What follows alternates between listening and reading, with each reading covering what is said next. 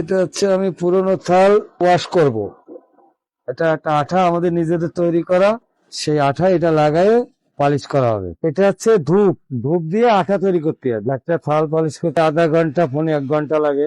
কাস্টমাররা পুরাতন অবস্থায় মাল আনে, যেরকম এই যে এরকম পুরাতন অবস্থায় আনে, সেইটারে আমরা আবার কেটে এরকম করে দিই। হচ্ছে অ্যাসিড দিয়ে ধুইতে হয় থাল, তারপরে তেঁতুল দিয়ে মাজতে হয়, গ্রাইন্ডিং দিয়ে ঘষতে হয়, তারপরে কাটিং এ দিতে হয় মেশিনে। 4-5 রকমের বাটার লাগে। এটা ধার দিয়ে একবার ধরলি, তারপর আবার ধার দিতে হয় পুনরায়। এটা কাটতে কেটে ফেলাবো। এখন থালটা নিউট্রাল করা হচ্ছে। এবার এই আঠাটা ঠান্ডা করে নিচ্ছি পানি দিয়ে।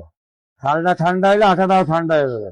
এবার কেটে গাছ থেকে ময়লা ফেলানো হচ্ছে। একটা থাল 3 বার ছাঁচতে হবে। 3 বার না ছাঁচলে আসলে ফিনিশিং আসবে না। আগে লোক বেশি লাগতো, এখন লোক কম লাগে। তখন কারেন্ট ছিল না, তো মোটর টোটর ছিল না, সেই জন্য তখন 2জন লাগতো এটা করতে। একজন দড়ি ধরে টানতো, আর একজনে এটা কাটিং দিত। এটা হচ্ছে এর গায়ে একটা তেল লাগালাম, তিলের তেল। সেইটাই দিয়ে আসছে পূর্বপুরুষ, তাই এটা দিয়ে আসছে, আমরা দেখে আসছি, তাই আমরা দিচ্ছি। যখন কাগজ কাপ না থাকে তখন কিছু ছোট ছোট মাল, ওই কলস টলস এইসব তৈরি করি। আমার বাবা কাজ করতো, এটা বাবার দোকান। ছোটবেলায় পড়াশোনা শেষ করে এখানে চলে আসছি। আমাকে পূর্বপুরুষে এই কাজই করতো। এখন কাজের চাহিদা কম, সাধারণ লোকজন এগুলো ব্যবহার কমায় দিছে, যার কারণে কম। ব্যবহার বিধি বাড়লি আমাদের কাজও বাড়বে।